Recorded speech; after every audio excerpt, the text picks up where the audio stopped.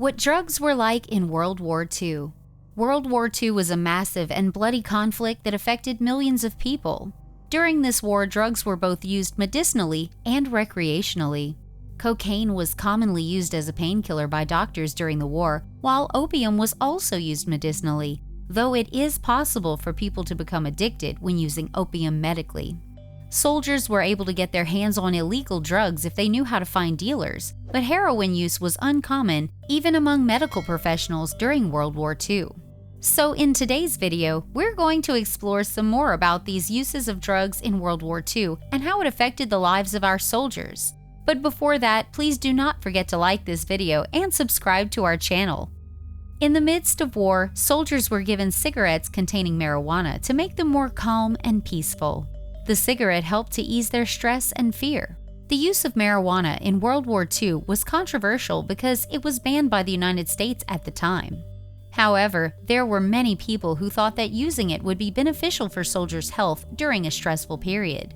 Drugs were used during the war for a variety of reasons, with varying degrees of success. The general idea behind military drug use was to help soldiers fight longer and harder. Some drugs were given to soldiers in order to help them relax and calm down, like codeine or morphine. Other drugs were given as an alternative to sleep deprivation, like Benzedrine or Dexedrine, Adderall. Opium was also used medicinally during the war, but it is possible for people to become addicted when using opium medically. Opium was also used medicinally during the war, but it is possible for people to become addicted when using opium medically. Today, many countries are still dealing with this problem. China has stated that 15 million of its citizens are addicted to opiate drugs, and there are 300,000 new addicts each year. In World War II, doctors prescribed morphine and other opiates to soldiers who were injured or in pain. These drugs can ease physical pain or emotional distress, but they do have side effects such as drowsiness and respiratory problems, breathing difficulties. Some soldiers became dependent on these drugs after taking them for a long time. This meant many people became physically addicted. The body builds up a tolerance over time, which meant that they needed more of their drug in order to not feel withdrawal symptoms like headaches or nausea when stopping using them altogether. Soldiers were also able to get a hold of opium if they knew how to find dealers. Some veterans who used opium while they were in the war later went on to use heroin after the war ended. The soldiers who were fighting in the war had access to a lot of drugs, but they didn't have every drug that's popular today. One drug that was used extensively during World War II was opium. Some veterans who used opium while they were in the war later went on to use heroin after the war ended. Opium and heroin are both drugs that come from the same poppy plant, which is why people often say heroin when they mean both drugs. After that, soldiers turned to amphetamines. Amphetamines are a stimulant that people can use recreationally. They are often used as performance enhancers, but they have a lot of side effects and can be dangerous if misused. Some amphetamines have been banned by the FDA, while others are controlled substances but not banned in certain countries or states. Amphetamines were given to German soldiers before an attack so they could fight for longer.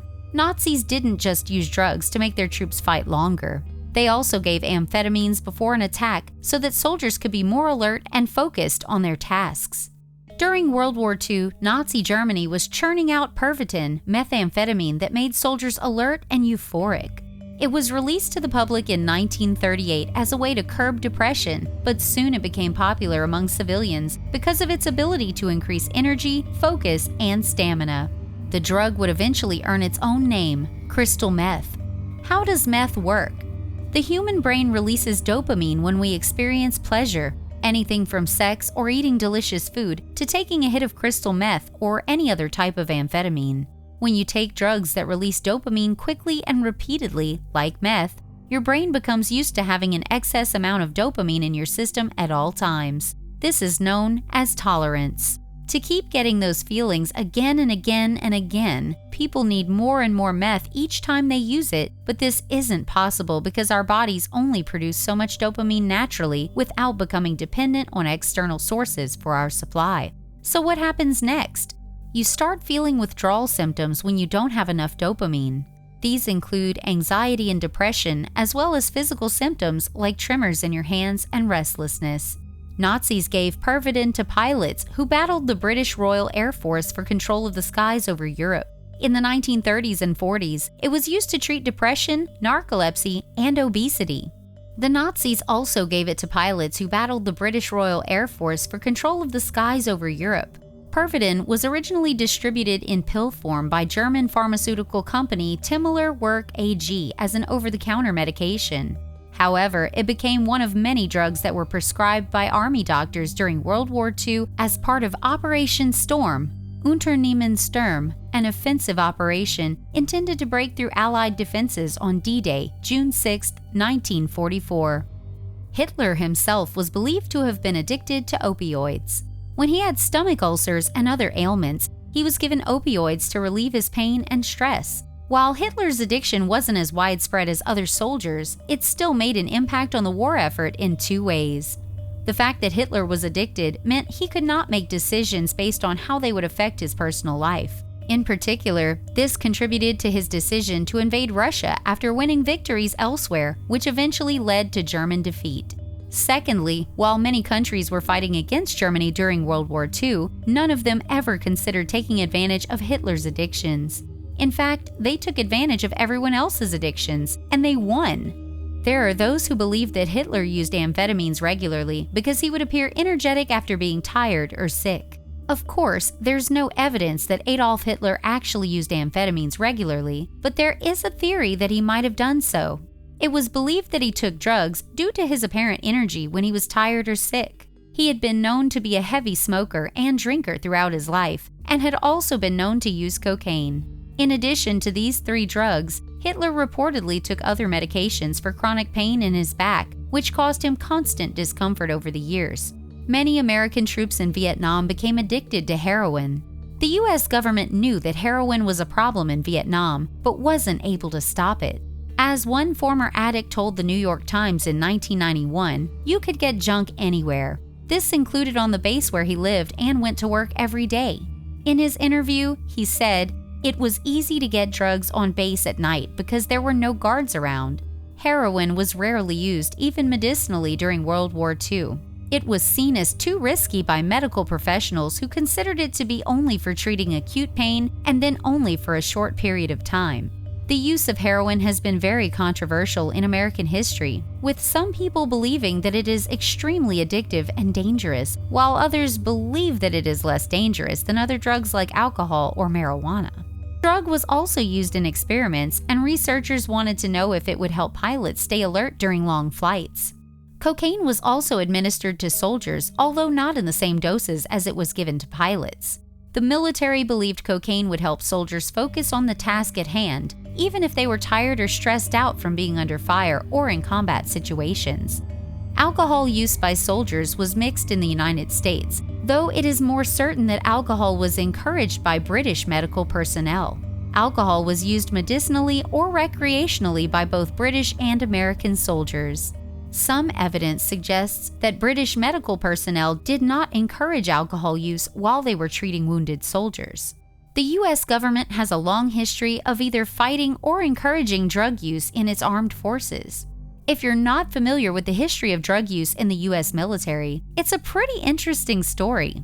The U.S. government has a long history of either fighting or encouraging drug use in its armed forces. In fact, there are some drugs that were actually used by the U.S. government during wartime, and they've had lasting effects on our culture.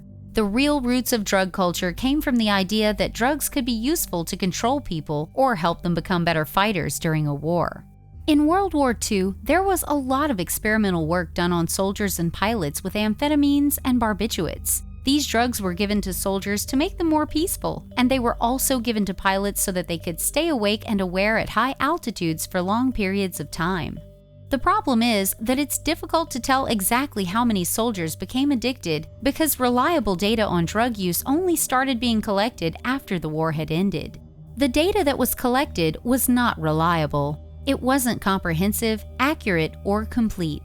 In short, what little we do know suggests that between 10% and 20% of soldiers who returned home after World War II suffered from some form of substance abuse problem, and that number doesn't even include all those who may have used substances without developing an addiction. Drugs were used medicinally and recreationally both during and after World War II. Both during and after World War II, drugs were used both medicinally and recreationally. Cocaine was used as a topical anesthetic to numb the pain of soldiers before surgery, while opium was used for similar purposes in the treatment of dysentery. Heroin was also given to injured troops as it had been discovered that it numbed physical pain and helped with sleep. Alcohol was also commonly used for medicinal purposes by doctors who wanted their patients' bodies to rest easily. Drugs were a big part of the war, and they still are. They're used to treat pain as well as to help soldiers deal with combat situations. Drugs also played an important role in World War II because they allowed soldiers to stay awake for long periods of time without sleep and fight longer than would otherwise be possible. Thanks for watching! World War II was a crazy time for drugs. There was a lot of experimentation, and a lot of different drugs were used. If you have any questions, please leave them in the comments below. Like and subscribe for more videos, and see you in the next one!